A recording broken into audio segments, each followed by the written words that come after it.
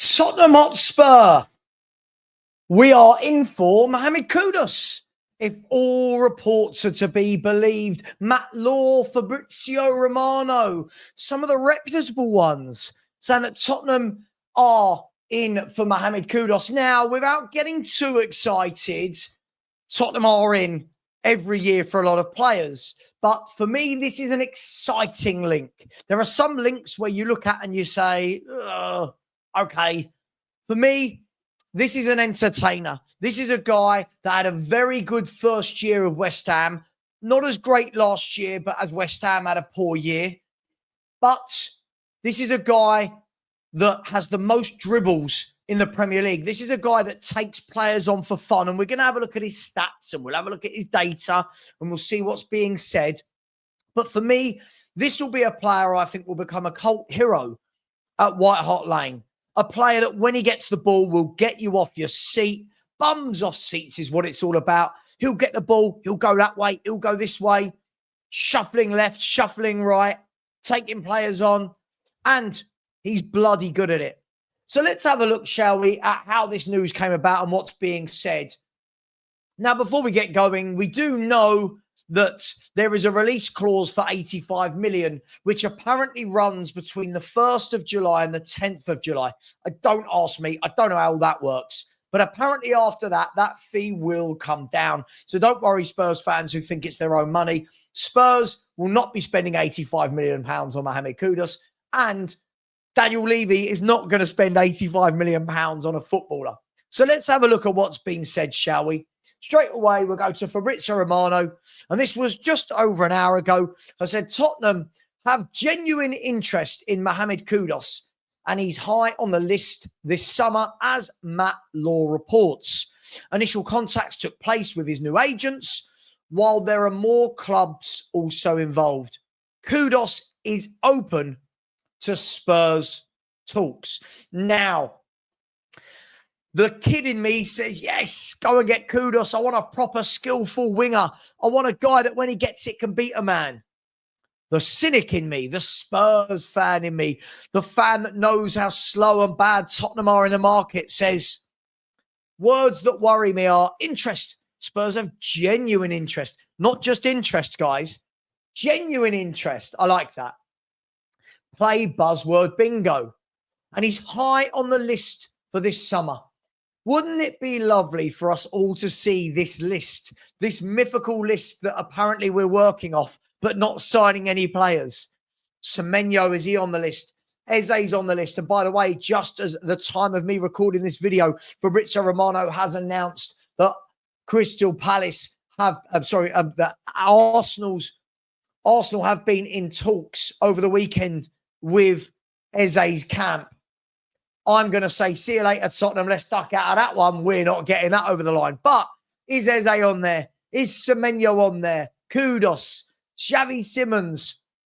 Who else is on there? But apparently this guy is on there, Mohammed Kudus. So this is what was said by Romano. We'll keep an eye on that. But now let's look. Let's have a look at the player, shall we? So let's first and foremost, let's go to his player profile. Okay, so we're going to go to his transfer market player profile, as you can see there. So Mohammed Kudus, let me blow that up a tiny bit, see if I can get that a little bit bigger for everybody. Is that bigger for everyone? That should be bigger. You can see there, 24 years of age, just coming up to 25. So he's at a good age where he's probably not hit his peak yet. And there's still more coaching to do with him.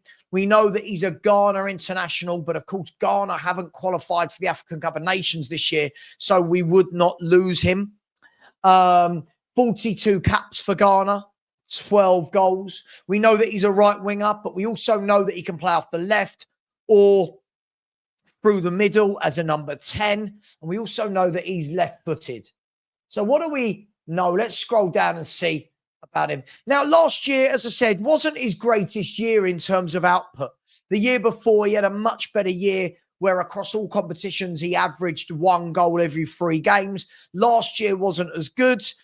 8 goal contributions in the Premier League across 32. So, we're now looking at a goal contribution every 4 games. But you could say, is that because of West Ham? Is that because of him I don't know. Sometimes players plateau. Sometimes players need a new move to reignite something in them.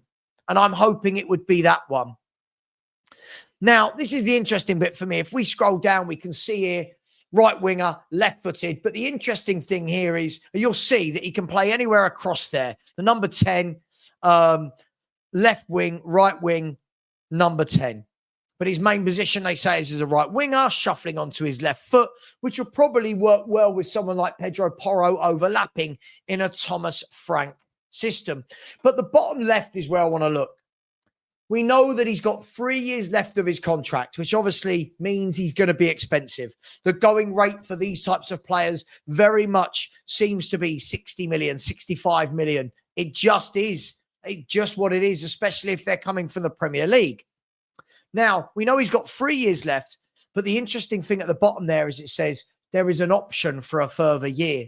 So in essence, you would be negotiating for a player with 4 years left on his contract. Now, it is free, but as I said, the extra option allows West Ham to make that 4 years on his contract. So that is why Spurs would have to pay some good money to get him out of there.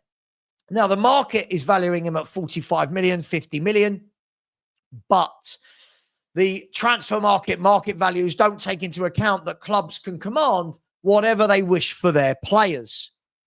So if we move away from that, let's now have a look at him on Data MB. So if you look there at the screen, you can see that this is Mohammed Kudus, his 23-24 season, which is in the blue, and his 24-25 season, which is in the pink. So what we can see here is he is one of the best dribblers out there in football. In both years, his dribbling percent is 95% and 94.8%. This guy likes to dribble. He's got brilliant XG and expected assists. He's got brilliant attacking actions, brilliant ball carries, and you can see there that all of his attacking stats are very, very good. Now, for me, I think Spurs are crying out for this type of player. And again, you can see that the figures there weren't as good this season just gone as the season before. But as I said, there could be mitigating circumstances. Now, I think Spurs need this type of player. As I've said, I think we need a crowd pleaser as well as somebody that's got that output. I'm sure that this will be yet another player that splits the fan base down the middle. Boom, boom. Seems to be all of Spurs signings split the fan base down the middle. But for me, and not just this guy, I'd like us to sign him. I'd like Semenyo. I'd like an Eze. I'd like Mbeumo. I'd like Makuetsi, however you say his name, from Leon, the Georgian lad. So this is just an option. This isn't, yes, we're definitely 100% in talks and we've bid, but this is just an option. If we then look at some interesting stats here. So if we actually look at him on BREF. Okay, so what you'll see here is for anyone that's not used BREF before, you can get stats for players and compared them to all other players in their positions. So you'll see on the left-hand side, any of the bars that are in red isn't good, and any of the bars that are in green are very good. And what you can see here is that for all of the attacking metrics against other forwards, Mohammed Kudus has got brilliant data. He's in the 95th percentile for shot creating actions. And again, these are important stats because because this is what you want from your wide men. This is what you want from your wingers and your attacking midfielders and your forwards. Shot creating actions, 95%. Passes attempted, 93rd percentile. Pass completion, 98th percentile. Progressive passes, 85th percentile. 97% for the progressive carries. 99% for successful take-ons. Let that sink in. 99% for successful take-ons. That is world class. Progressive passes received, 91%. So against forwards, he's got great stats. And then look at those stats again against midfielders, because we know he can play in midfield or in the forward line. Again, 88, 98, 99, 93, 90, 98, 99, 98, 98. The guy as far as a forward goes with attacking actions, is fantastic. Now, people will go, oh, but what about coming the other way and blocks and tackles and defending? But sure, you have to ask yourself the question. If I'm buying Mohammed Kudus for 60, 65 million, is that why I'm buying him? Am I buying him for his tackles and his blocks and his interceptions? I'm not. I'm buying him for what he can do this way. This way. So listen, I'm going to leave it there. I'm not going to go into too much detail. Just interesting and definitely one to watch.